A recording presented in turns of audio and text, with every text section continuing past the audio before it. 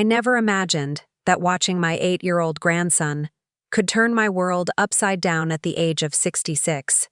By this time in life, you start to believe you've experienced every surprise fate has tucked up its sleeve. The breathless joy of births, the crushing hollow of deaths, the slow, quiet fading of your own relevance as the world speeds up around you. I thought I knew the shape of your life. I thought I knew the boundaries of my family. I was wrong. I was devastatingly, dangerously wrong. It began on a Tuesday morning in late October.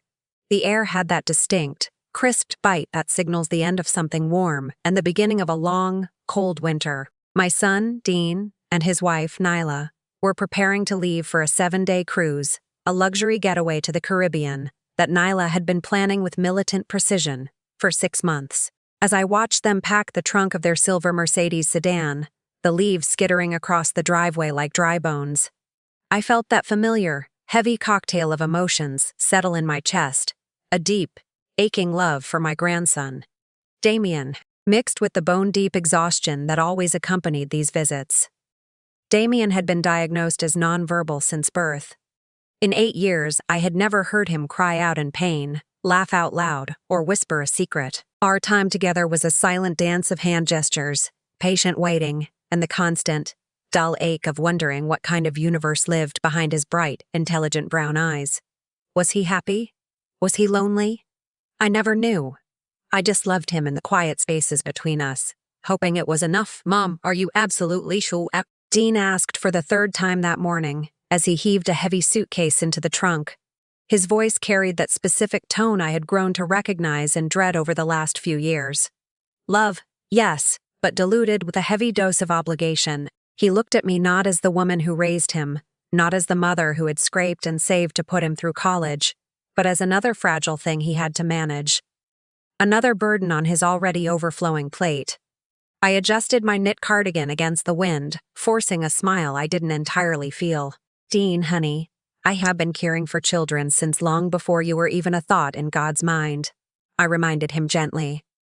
"Damian and I have our routine. We understand each other. We will be just fine. Go, relax. You look like you need it." Just then, Nyla emerged from the house. At 34, my daughter-in-law possessed the kind of terrifying confidence that comes from never once doubting your right to take up space in the world. Her platinum blonde hair was perfectly coiffed, defying the morning breeze, and she moved with a predatory grace, her heels clicking rhythmically on the paved driveway. Nyla had the kind of beauty that turned heads, but it was a cold beauty, like a diamond that cuts glass. "Lucinda, there you are," she called out, voice sweet, dripping with a synthetic honey that made my teeth ache. She walked over and placed a manicured hand on my shoulder, squeezing just a fraction too hard. "Listen, I've left everything on the counter. I've prepared some special tea for you." "Oh, that's thoughtful of you, Nyla," I said, genuinely surprised. "It's that chamomile comfort blend you love so much," she continued, leaning in closer, so her expensive perfume overpowered the scent of autumn leaves. "I know how much trouble you've been having with your sleep lately and how forgetful you've been getting. I pre-measured enough packets to last the whole week. Just add hot water, please. Promise me you'll drink it every morning and night. It will help calm your nerves." I nodded, touched by the gesture. Or, at least, There was something in her smile that didn't quite reach her eyes, a flatness, like a shark watching a seal from below the surface. But I dismissed the feeling. I blamed my own fatigue. "That is very kind of you, dear. I'll make sure to drink it. And remember, Lucinda," she added, her voice dropping to a whisper that felt more like a command. "Damian's schedule is non-negotiable. Bedtime is at exactly 8 p.m., not 8:05, not 8:15. If his routine is disrupted even slightly, he gets extremely agitated. You know how hard it is to bring him back down." The pediatrician was very clear. Consistency is crucial for children with his condition. Damian stood beside me, his small, warm hand clasped firmly in mine. He wore his favorite t-shirt with a T-Rex on it and clutched the worn-out stuffed elephant he'd carried everywhere since he was a toddler. To anyone watching from the neighboring houses, he appeared to be the textbook picture of a special needs child, quiet, withdrawn, utterly dependent on the adults around him for survival. but as Nyla spoke about him as if he were a broken appliance rather than a human being. I felt his grip on my hand tighten, just a fraction, a microspasm of tension that was gone before I could fully register it. "We will stick to the routine, Nyla. Don't worry," I assured her, after a flurry of air, kisses that didn't touch skin, and repeated instructions about alarm codes and thermostats. They finally got into the car. I stood on the porch, waving until the silver glint of their sedan disappeared around the bend of Maple Street. The silence that followed was instant and profound. The tension that usually hung in the air of this house, like invisible, choking smoke, seemed to dissipate with the exhaust fumes. It was just us now, two castaways on an island of suburbia. "Well, sweetheart," I sighed, turning to the boy. "It's just you and me for the next 7 days. No schedules, really. Just us." He looked up at me then. For a heartbeat. A fraction of a second, I could have sworn I saw something flicker in me, a kind of awareness, a spark of intense adult calculation that seemed far beyond the limitations the doctors claimed he had. It unnerved me, but then he was tugging on my hand, pulling me toward the front door, eager to get to his toys, and I dismissed the feeling as the wishful thinking of a lonely old woman who desperately wanted to connect with her grandson. We spent the morning in a comfortable rhythm. I sat in the living room, working on the Sunday crossword puzzle, wrestling with a 6-letter word for deception, while Damian sat on the Persian rug, arranging his action figures in elaborate, geometric patterns. He didn't bang them together or make explosion noises like other boys. He organized them, rows, columns, complex diagonals. It was peaceful. Around 11 o'clock, a wave of fatigue hit me. It was that same heaviness that had been plaguing me for months. A feeling like gravity suddenly doubled, pulling my shoulders down, making my eyelids heavy. I decided to make myself some of the tea Nyla had mentioned. The packets were lined up with Milla countertop. Each one was labeled in Nyla's sharp, spiky handwriting, for Lucinda. Chamomile Comfort Blend. I picked one up. I filled the kettle with water and set it on the stove. I tore open the plastic sachet and let the dried flowers and herbs tumble into my favorite ceramic mug. It smelled lovely floral, earthy. Definitely chamomile. But underneath the sweet floral notes, there was something else. A faint, acrid undertone. "Something chemical?" I frowned, bringing the mug closer to my nose. It smelled almost metallic, like ground aspirin. I brushed the thought away. It was probably just a preservative, or maybe a different strain of herb I wasn't used to. The kettle began to whistle, a low shriek rising in pitch, demanding my attention. I poured the boiling water over the leaves. The color deepened instantly. It was darker than any chamomile tea I had ever brewed. An intense, murky amber hue that looked heavy, almost oily. I reached for the jar of honey to mask the bitterness I anticipated. As I stirred the honey in, the spoon clinking rhythmically against the ceramic, I heard Damian moving. Usually, he was a ghost in the house, silent, drifting on the balls of his feet. But these footsteps were different. They were heavy, purposeful. He walked into the kitchen and stopped directly behind me. And then, I heard it. A sound so unexpected, so impossible, that my brain refused to process it for a full second. I thought someone had walked in the back door because that voice, it wasn't a baby's babble, it wasn't a grunt. It was a perfect, articulate sentence spoken in flawless English. "Grandma, don't drink that." I froze. My hand hovered over the mug. The spoon clattered against the rim. I slowly turned around, my heart hammering against my ribs like a trapped bird. Damian was standing there. He was no longer rocking. He was no longer looking at the floor. He was looking me dead in the eye. His posture was straight. He looked. "Damian," I whispered, my voice trembling. Did you just speak?" He stepped closer, his hands clenched into fists at his sides. His voice was low, serious, and utterly devoid of the disability I had been told defined him. "Grandma, please, go drink the tea." Mom put something in it. Something bad. My hand spasmed. The mug slipped from my fingers. It hit the floor with a crash that seemed to shatter the world. Ceramic shards exploded across the pristine white tiles. The dark amber liquid splattered like a toxic oil slick, steaming and hissing as it spread. But I barely noticed the mess. My legs gave out. I sank into one of the kitchen chairs, clutching the edge of the table to keep from sliding to the floor. My world was tilting on its axis. "You can talk," I gasped, tears springing to my eyes. "Oh my God, you can talk. All this time you could talk?" Damian nodded solemnly.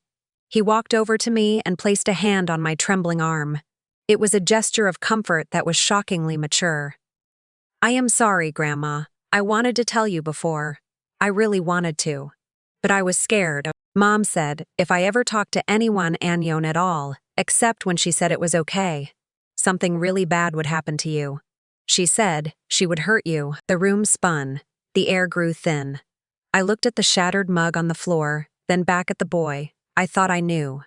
The pieces of a horrific puzzle were starting to rain down around me. "What do you mean, Damian? Why would she? What do you mean she makes you pretend?" "She makes me act like this," he said, his voice steady, but laced with a deep old fear. "When other people are around, especially doctors or Dad, I have to rock. I have to look at the floor. I have to pretend I can't understand things. But I hear everything, Grandma. I see everything." I reached out with shaking. He buried his face in my cardigan, and for the first time he hugged me back. Really hugged me, with strength and emotion. 8 years. 8 years of silence. 8 years of watching Nyla play the role of the martyred, saintly mother caring for a profoundly disabled child. 8 years of medical reports, therapy sessions, specialists. Was it all a lie? A performance? I pulled back to look at him. What did she put in my tea, Damian?" Damian's face hardened. He looked at the puddle on the floor with disgust. "Medicine. She calls it her special mix. It's the kind that makes you sleepy and confused. She crushes pills. Lots of them. She's been doing it for a long time, Grandma. That's why you've been forgetting things. That's why you're always so tired when you come over." My blood ran cold. Ice cold. The memory lapses. The fog. The times I lost my keys. The times I forgot sentences halfway through. Dean had looked at me with such pity out early as talking about assisted living. She has been drugging me." I whimpered, the horror of it lodging in my throat. "She wants people to think you are getting sick," Damian explained. "She wants Dad to think you can't live alone anymore. She talks about the house money. She talks about how much it costs to keep." Realization hit me like a physical blow to the stomach. Nyla wasn't just a difficult daughter-in-law. She was a monster. A methodical patient monster who had been gaslighting my son and poisoning me, using my own grandson as a prop in her theater of cruelty. "How long have you known?" I asked. "A long time, since I was 4. I figured out how to read by watching the closed captions on the television. I pretend to watch cartoons, but I read everything. I listen when Mom and Dad talk at night. They think I'm asleep, or that I'm too stupid to understand, but I'm not. The courage, the sheer, unadulterated grit it must have taken for a child to maintain that mask for half his life. To endure the pitying looks, the doctors poking and prodding him, the isolation. Just to survive. "Why now, Damian?" I asked. "Why tell me today?" He looked at the spill on the floor again, and for the first time, I saw the terror break through his brave face. "Because they're gone. And because I heard Mom talking on the phone yesterday. She was in the bathroom, whispering. She said she was tired of waiting. She said she needed to speed things up while they were on the cruise. She made the tea packets stronger this time. Grandma, much stronger, she said. She said it would be a permanent solution." Permanent solution. I looked at the dark stain on the white tiles. If Damian hadn't spoken, if I had taken one sip of that brew, I would be asleep, and maybe I would never have woken up. Nyla had an alibi. She was on a ship in the middle of the ocean. I would have been just another elderly tragedy, a woman who got confused with her meds and passed away in her sleep. My voice steeled, shifting from shock to survival mode. "We need to be very careful if your mother finds out." "She won't," Damian said with a confidence that surprised me. "I know how to pretend. I'm an expert. But now we can work together, Grandma. We can stop her." I looked at him, really looked at him. The disabled child was gone. In his place stood a partner, a witness, a survivor. I knelt down to clean up the ceramic shards, my hands still shaking, but my mind suddenly sharpening. The fog was lifting. The adrenaline was burning it away. Yes, Damian, I said, standing up and looking at the calendar on the wall where 7 days were marked off for the cruise. We are going to stop her. We aren't just going to survive this week. We are going to destroy her plan. Piece by piece. The next 7 days aren't going to be a simple week of babysitting. They are going to be a war. I cleaned up the poison. I mopped the floor 3 times, bleaching the tiles until the chemical fumes made my eyes water, scrubbing as if I could erase the intent of the act along with the amber stain. Then, because life has to go on even when your world has shifted on its axis, I made lunch. We sat at the small round oak table in the breakfast nook. The afternoon sun streamed through the bay window, illuminating the dust motes dancing in the air, casting a deceptively warm glow over a scene that felt frozen in a nightmare. We ate grilled cheese sandwiches and tomato soup, the same comfort food I used to make for Dean when he was a boy. It was a surreal tableau, a grandmother and her 8-year-old grandson, breaking bread in the quiet aftermath of an assassination attempt. I watched Damian eat. He ate neatly, methodically, cutting his sandwich into precise squares. For a moment he paused, looked up, and smiled. It was a genuine, unguarded smile, the kind I hadn't seen on his face since he was a toddler. It broke my heart all over again to realize that his silence hadn't been a lack of ability, but a prison of necessity. Tell me about medicine, Damian, I said gently, dipping my spoon into the soup but finding I couldn't lift it to my mouth. I need to know everything. How long has this been happening? He swallowed a bite of sandwich and looked past me, his eyes focusing on a memory that clearly terrified him. I think it started about 2 years ago. Do you remember when you fell asleep at Thanksgiving, right after dinner? You were sleeping on the sofa and Mom was laughing about how old you were getting. I did remember. I had been so humiliated. I thought it was the turkey, or the wine, or just the slow, inevitable betrayal of my own aging body. I remembered waking up 4 hours later disoriented, with Nyla looking down at me with that tight, pitying smile that never reached her eyes. She started small, Damian continued, his voice steady but quiet. Just blue ones, then she added the white ones.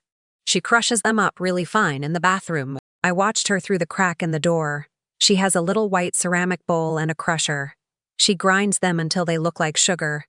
She keeps the powder in an old contact lens case in her purse, so nobody sees pill bottles. My stomach turned. And the tea, she uses a tiny spoon like for a dollhouse to mix it in, he explained. She stirs it for a long time so it dissolves completely. She told Dad that if you took enough of them over time, it could cause something called cognitive decline. She said doctors would just think it was normal for someone your age. She calls it accelerating nature. Accelerating nature. The phrase hung in the air like smoke. My son, the boy I nursed through fevers and heartbreaks, was listening to his wife discuss my murder, as if it were a landscaping project. He wasn't pouring the poison, but he was buying the tea. And your father? I asked, my voice cracking. Dean, does he really know? Damian stopped eating. He looked down at his plate, shame coloring his cheeks. Though the sin was not his to carry. He doesn't like it. He tries not to look, but Mom talks to him at night. She talks about how much this is. She says you are becoming a liability. She says it would be kinder if you just went to sleep and didn't wake up. She calls it mercy. Mercy. They were planning to kill me to save on nursing home fees and expedite the inheritance. The banality of the evil was almost more shocking than the violence of it. He is scared of her, isn't he? I asked. We both are, Damian whispered. She doesn't hit us. She doesn't have to. I reached across the table and took his hand. It was cold. What does she do, Damian? How did she make you stop speaking? You were just a baby. The lighting in the room seemed to dim as Damian shrank into himself. The articulate, brave boy vanished for a moment, replaced a "Yerr." I was 5, he said. We were at the pediatrician. The doctor was nice. He gave me a lollipop. I forgot the rules. I said, "Thank you." Just 2 words. He took a shuddering breath. Mom didn't say anything in the office. She smiled. She waited until we got to the car, then she drove me to a building. It wasn't home. It was a big, gray building with bars on the windows. It looked like a prison. Grandma, it was raining. I squeezed his hand tighter, anchoring him to the present. She turned around in the front seat, he continued. She wasn't screaming. That is the scary part. She never screams. She just talks really soft. She pointed at the building and told me it was the special hospital. She said that is where they take children who talk when they shouldn't. She said the doctors there give you shots, big needles that make... And once you go in, Mommy and Daddy forget you. They get a new boy, a quiet boy. Tears streamed down my face. Oh, Damian. She said if I ever spoke again, even one word to anyone but her, she would leave me there. She said nobody would believe me anyway because the file says I'm retarded. That's the word she used, so I stopped. I locked my voice away. I felt a rage so pure, so white-hot, that I thought it might incinerate the table between us. She had terrorized a 5-year-old into silence. She had weaponized his dependency. She had turned his own voice into a threat against his life. She is evil, Damian, I told him, my voice trembling with fury. She is sick and she is evil. But you are the bravest person I have ever met. You beat her. You stayed quiet to survive. That is so smart. I had to be smart, he said, regaining his composure. I learned to read. I learned to listen. I pretended to watch cartoons, but I went reading her emails when she left the laptop open. I learned what power of attorney means. I learned what inheritance tax means. I stared at him. You learned. Grandma, she's not just poisoning, She treats it like a project. Come upstairs. I have to show you the archive. We left the kitchen and went upstairs to the guest room where he slept during visits. It was decorated with the T-Rex wallpaper I had put up years ago, hoping to spark some interest in a silent child. Now, those dinosaurs seemed like guardians of a secret. Damian moved with the stealth of a spy. He didn't just hide things. He hid them professionally. She checks the room sometimes, he whispered, closing the door softly. She looks under the mattress. She looks in the closet. But she never checks the underframe of the dresser. He lay flat on his stomach and reached under the heavy oak dresser. I heard the sound of tape peeling. He slid out a thick, taped-up manila envelope. He sat up and handed it to me. It was heavy. What is this? I asked. This is her research, he said. She prints it out at the library or at Dad's office, so it's not on the home printer history. She thinks I can't read, so she gets careless with where she puts it before she shreds it. I saved some pieces before they went in the shredder. I sat on the edge of the bed and opened the folder. My hand shook as I pulled out the documents. It wasn't just papers. It was a dossier on my death. The first document, the header read, Signs of Natural Cognitive Decline in Elderly. Sections were highlighted in yellow marker. Sudden confusion, disorientation, lethargy, respiratory depression. She was studying the symptoms, I whispered, so she could mimic them. Look at the notes, Damian said, pointing to the margins. I read Nyla's handwriting. Timeline considerations, liquidation of assets, probate period, nursing home cost, $15,000, fine month versus funeral cost, $10,000 one time. She had done the math. She had weighed my life against a monthly bill and found me wanting. But the third document stopped my heart. It was a handwritten log, a journal of my poisoning. It was titled, LM Progress Notes. LM Lucinda Morrison. I traced the entries with my finger. The handwriting was neat, precise, almost architectural. The 15th of March, first dose administered, 5 milligrams. Subject reported fatigue. No suspicion. April 02, increased dosage. Subject forgot keys. Dean noticed. Perfect. The 10th of June, subject becoming compliant. Confusion increasing. Septo 3, setback. Subject had a lucid day. Questioned the memory loss. Must cycle dosage. She treated me like a lab rat. I said, my voice barely audible. She was experimenting on me. Look at the last entry, Grandma, Damian said. The one from last week. I looked at the bottom of the page. The ink was darker, pressed harder into the paper, betraying her urgency. The 10th of October, financial pressure critical. Dean is wavering. Cannot afford another year of care. Cruise provides optimal window. Prepared concentrated blend. Target. Permanent resolution. Within 48 to 72 hours. Permanent resolution. She told Dad it was speeding up nature, Damian said quietly. She said you wouldn't feel it. You just go to sleep and stop breathing. Like old people do. I looked at the date. The 10th of October. The timeline was set. If I had drunk that tea yesterday, and today, I would likely be in a coma by tomorrow evening. By the time they docked in the Bahamas, I would be a statistic. A tragic accident. An elderly woman who got confused with her meds. She has an accomplice, I said, remembering what Damian had told me earlier. You said she was on the phone, talking to someone about the dosage. Yeah, Damian nodded. A man. His voice sounded scratchy on the speakerphone. She called him the consultant. He told her how to mix the sleep medicine with the anxiety medicine so it wouldn't look like an overdose. This wasn't just greed. This was sophisticated. This was calculated murder with professional advice. I stood up. The shock was gone, replaced by a cold, hard resolve. I looked at the calendar on Damian's wall. 5 days left. 5 days until they returned. Damian, I said, turning to him. We have 5 days. 5 days before they walk back through that door, expecting to find a corpse. We are going to make sure that instead, they find a courtroom. How? He asked, a flicker of doubt crossing his face. Adults never believe kids, especially broken kids. They don't believe kids, I agreed. But they believe science, and they believe confessions.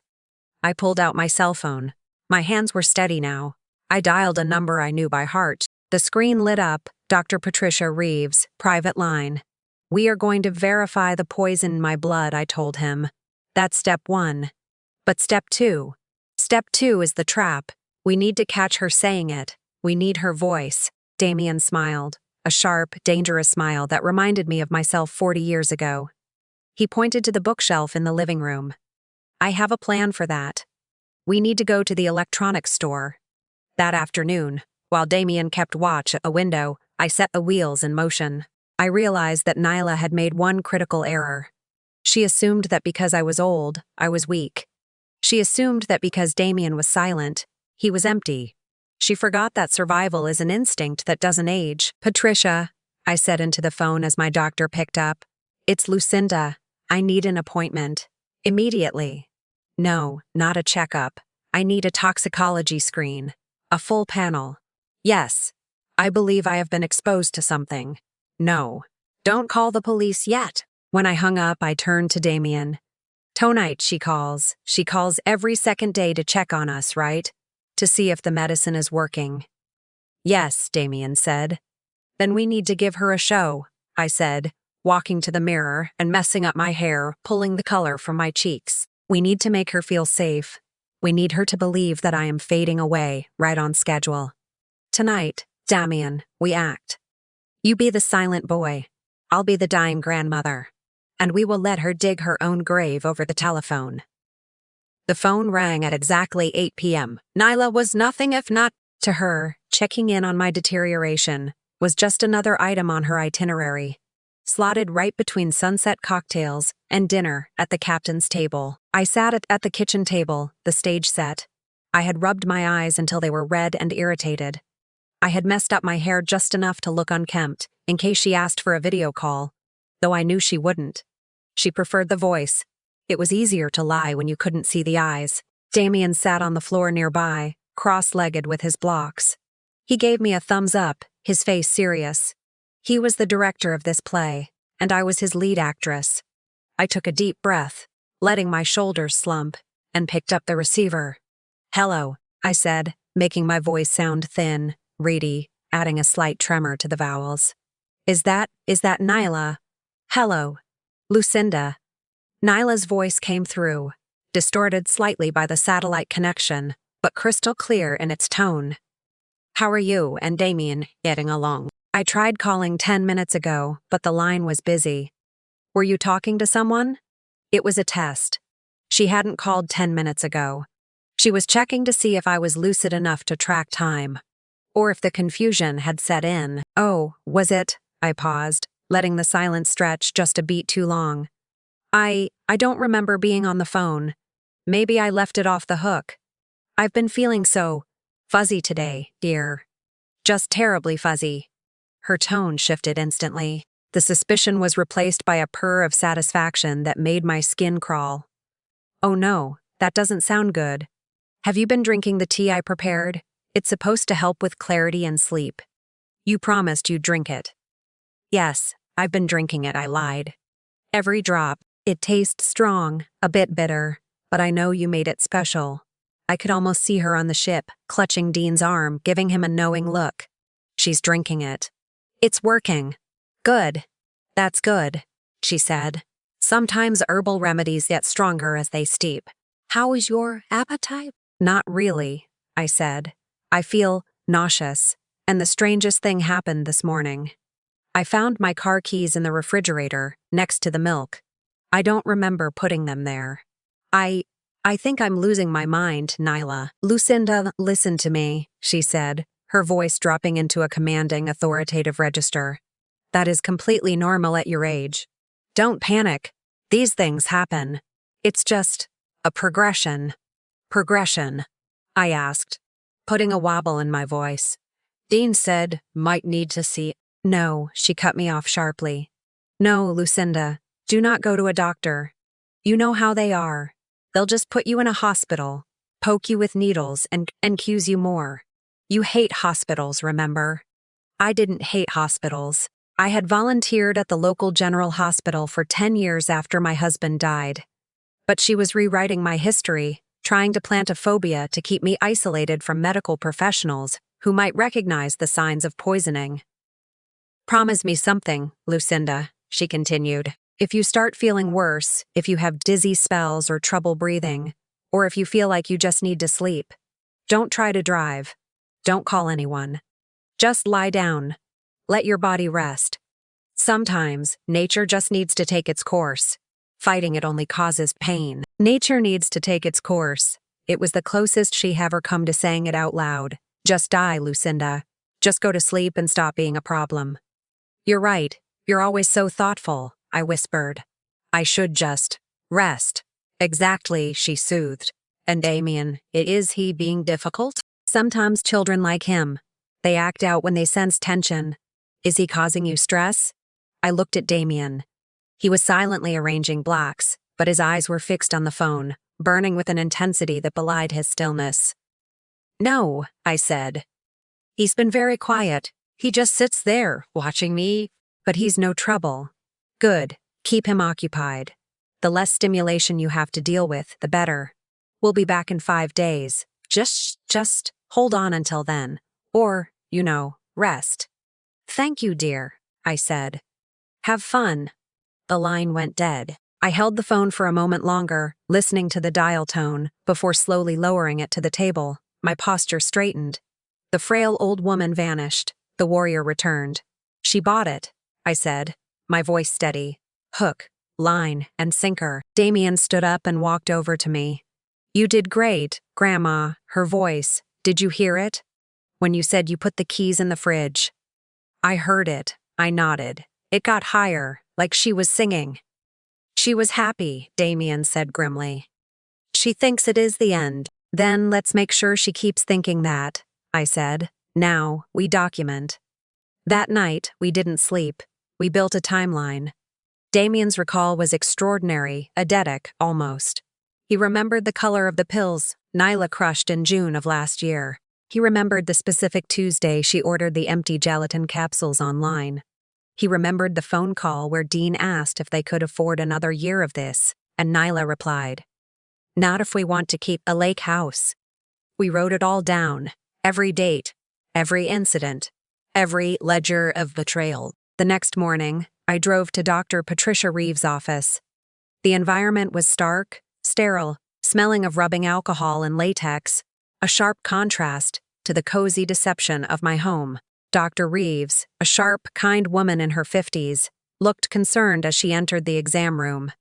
Damian sat in the corner chair, clutching his elephant, reverting to his silent persona for the nurse, but watching everything with eagle eyes. Lucinda, you said on the phone you were concerned about interactions, Dr. Reeves said, picking up my chart.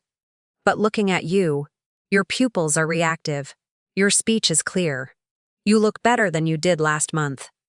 That's because I haven't taken anything in 3 days, Patricia, I said. Not my blood pressure meds, not my vitamins, and definitely not the tea. The tea, she frowned. I need you to run a full toxicology screen, I told her, rolling up my sleeve. I need you to look for sedatives, benzodiazepines, antipsychotics, maybe opiates. Whatever you would give a patient you wanted to keep. Compliant. And eventually, silent. Dr. Reeves froze. She looked from me to Damian, then back to me. The gravity of the request landed heavily in the room. Lucinda, are you saying what I think you are saying? If I find these substances in your blood without a prescription, that is assault. That is attempted poisoning. I know, I said. That's why I need the proof. I need a paper trail, Patricia, indisputable, medical proof. Can you do it? I can order a stat panel, she said, her professional mask slipping to reveal shock. We'll have results in 24 hours, but you understand that if the levels are high, I am legally obligated to report this to Adult Protective Services and the police. Not yet, I begged. Please, give me 48 hours. I am gathering evidence. If the police come now, they might destroy what I haven't found yet, or they might talk their way out of it. She's charming. She'll say I'm confused that I took the wrong pills by accident. She hesitated, then tightened the tourniquet on my arm. Fine, I'll run the test. But Lucinda, look at me. If you are right, you are in extreme danger. Whoever is doing this isn't playing games. Chemical restraint is a slippery slope to respiratory failure. You are walking a tightrope. I know, I said, glancing at Damian, who gave a barely perceptible nod. But I have a safety net. We left the doctor's office and went straight to the electronics store.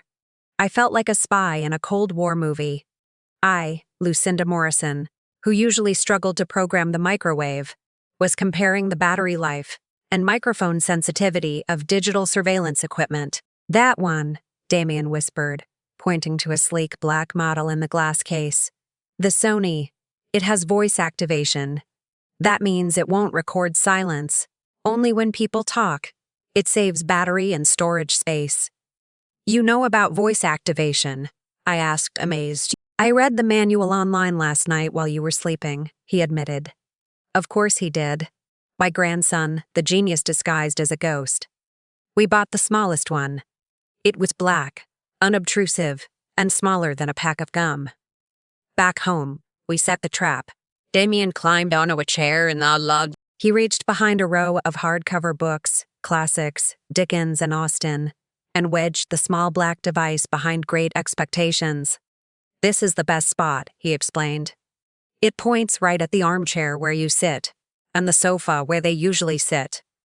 The acoustics are good here, we need to set. I walked to the center of the room and spoke in a normal voice, testing 1, 2, 3, Nyla. Why did you do it? Damian retrieved the device and hit play. My voice came through, crystal clear, accusing the empty room. It works, he said, tucking it back into place. Now, we spent the next 48 hours in a state of high-functioning anxiety. Dr. Reeves called the next morning. The results were back. Positive. My blood contained lorazepam, diphenhydramine, and zolpidem, a cocktail that Dr. Reeves called chemical lobotomy. The levels were dropping, but the trace evidence was undeniable. I had the smoking gun. Now I just needed the confession. It was Thursday afternoon. Dean and Nyla were due back in an hour. No, Grandma.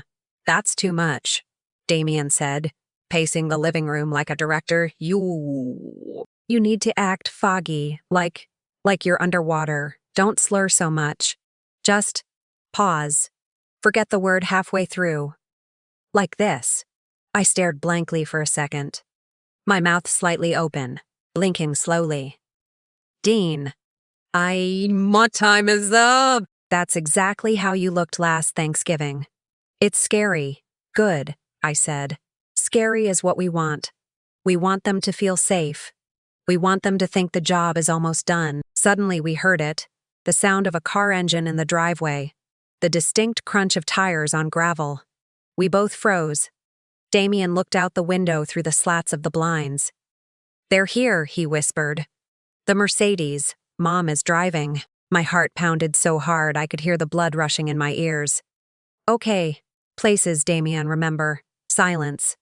He instantly transformed. His shoulders slumped. His eyes went vacant. He sat on the floor and started rocking slightly with his elephant. The genius boy vanished. The dependent child returned.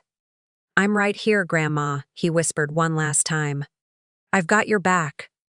I slumped in my chair. I let my mouth go slack. I unbuttoned the top button of my cardigan to look disheveled. I closed my eyes and waited for the sound of the key in the lock. The deadbolt turned with a heavy click. The door handle depressed.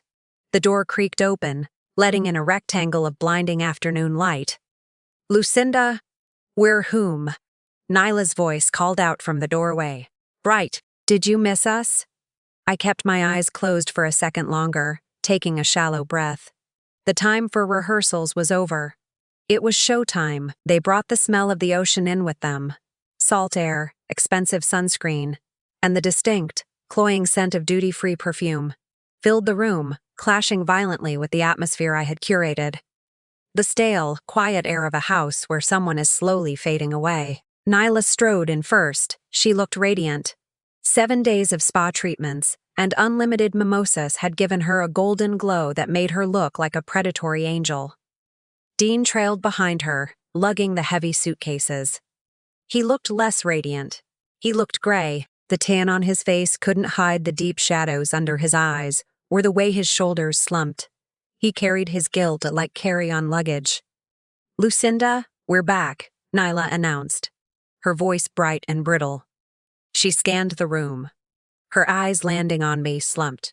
"Shh." She put a hand to her chest in a perfect practiced gesture of shock. Oh my. I watched her take me in through half-closed eyes. I let my head loll slightly to the side, my mouth hanging open just a fraction. I saw the flash of satisfaction in her eyes, a micro-expression that lasted less than a second before she plastered on her mask of concern.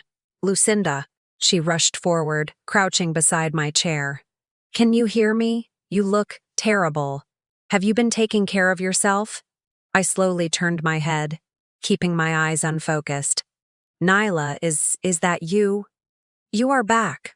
Already. We've been gone a week, Lucinda," she said, her voice dropping to a whisper meant for Dean's benefit. "Don't you remember? A week," I murmured, letting a tremor enter my hand as I reached for hers. "Number, I thought. I thought you just left. I am so confused." Dean dropped the suitcases with a heavy thud and rushed over to my other side. Mom, are you okay?" He took my hand. His palm was warm and sweaty. He checked my pulse, his touch frantic. He looked terrified.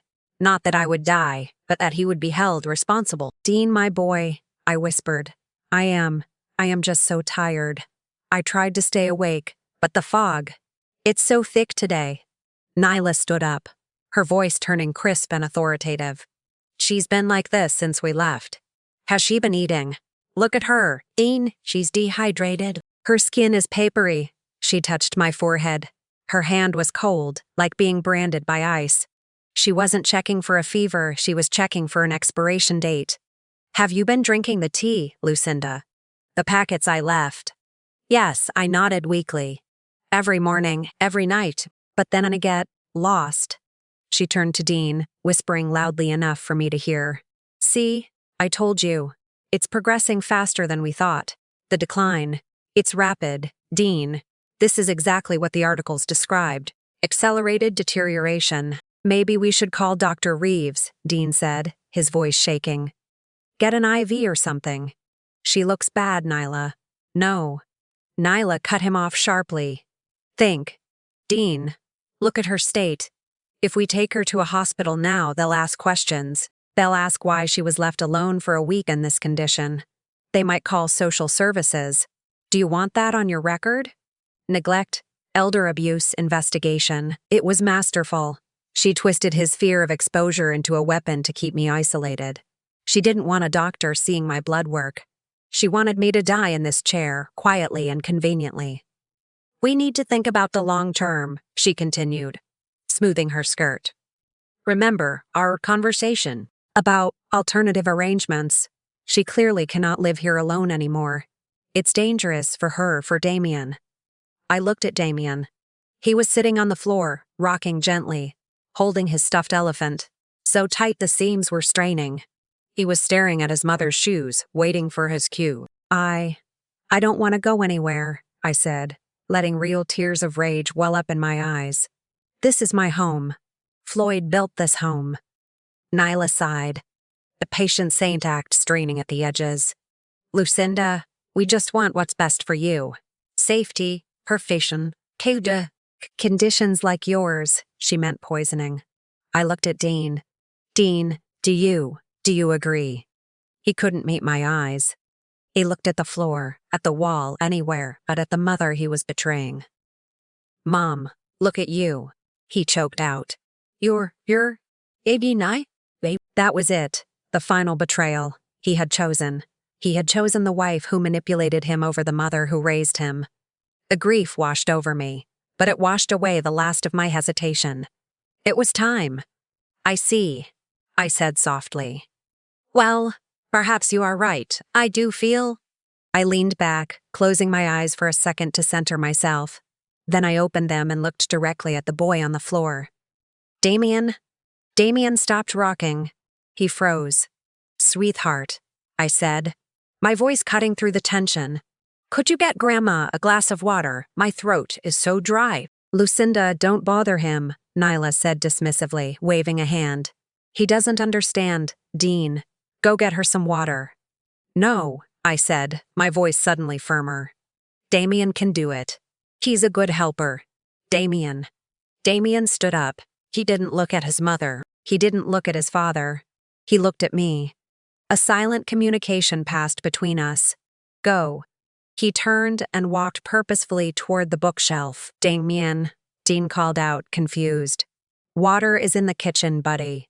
That's the library. What is he doing? Nyla snapped. Damian, stop playing around. Go to your room. Damian ignored her. He reached up. He climbed onto the step stool. He pushed aside the copy of Great Expectations. He grabbed a small black Sony recorder. The red light is blinking steady. Recording. He turned around. He held the recorder in both hands like a weapon.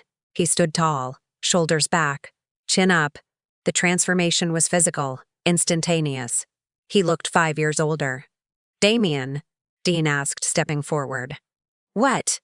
What is that? Nyla said, her eyes narrowing. Where did you get that? Did you steal that? Damian took a deep breath. And then, he spoke. It's a digital voice recorder, Mother. Model ICD PX 470. It has a 40-hour battery life. The silence that followed was louder than a gunshot. It was a physical force, crashing down on the room. Nyla stopped dead. She looked like she'd been slapped. Dean stumbled back, hitting the wall, his face going slack with shock. What? Nyla whispered, breathless. Damian? I said, it's a recorder. Damian continued, his voice clear, loud, echoing in the vaulted ceiling. And it's been recording everything. Every word you said before you left. Every word Grandma and I said while you were gone. You can speak, Nyla stammered. I can read, and I can understand everything, Damian said, his gaze unwavering. I understood when you told Dad to increase the dosage. I understood when you said I was too stupid to be a witness. Oh my God, Dean slid down the wall, his legs giving out. Oh my God, he talks. Nyla, he talks. Nyla's face contorted from shock to rage. You little liar. You've been faking. For 8 years. You made me fake it. Damian shouted back, letting the anger flow. You drove me to the hospital with the bars on the windows. You told me if I ever said a word, they would lock me up and give me shots to make me sleep forever. You terrified me. He moved closer to me, creating space between himself and Nyla. But I'm not scared anymore. Because Grandma knows. And Dr. Reeves knows. And the recorder knows. Dr. Reeves. What is he talking about? I stood up. I didn't use the armrests. I rose smoothly, strongly, stripping away the mask of the senile old woman like a discarded coat. I brushed the hair out of my face. The fog was gone. My eyes were flint. He is talking about the toxicology screen I had done yesterday morning, Nyla, I said, my voice steady and cold. The one that found dangerous levels of lorazepam and diphenhydramine in my blood. Nyla backed away, looking for an exit, looking for a lie. That, you are lying, you are both crazy. This is a setup. She's senile, Dean. Look at her. She's hallucinating. Am I?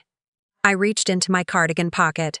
I pulled out the folder Damian had found under the dresser. Then explain these. Your handwriting. Your notes. Permanent resolution within 48 to 72 hours. I threw the papers onto the coffee table. They fanned out. The LM progress notes visible on top. Permanent resolution. Is that the corporate term for matricide, Nyla? Is that what they call it in your world? Dean crawled toward the table, picking up the notes. His hands were shaking so hard the paper rattles audibly. Nyla, what is this? The 10th of October, concentrated dose. Nyla, did you? Were you going to kill her? Shut up, Dean. Nyla screamed, turning on him viciously. Don't look at me like that. I did this for us, for our future. We are drowning in debt. Your credit cards are maxed out. We're going to lose the house. This was the only way to get her money before she wasted it all on medical bills. Beep, Damian pressed the button on the recorder. Got it, he said calmly. Nyla realized what she had just said. The confession. The motive. It was all there. You. Give me that. She lunged. She was fast, desperate, a cornered animal. She reached for Damian, her nails curved like claws. Give it to me, you little freak. Time seemed to slow down. I moved faster than I had in 20 years. I stepped between Nyla and Damian. I caught her wrist in midair. My grip was iron, fueled by years of lifting Damian, years of carrying burdens, years of silent rage. Don't you dare. I twisted her wrist, not enough to break it, but enough to force her to her knees. She gasped in pain, looking up at me in shock. She had never seen me as anything other than a victim. You have terrorized this child for 8 years, I hissed, leaning down into her face. You have silenced him. You have stolen his childhood. You have poisoned me in my own home. You will never touch him again. Mom, Nyla.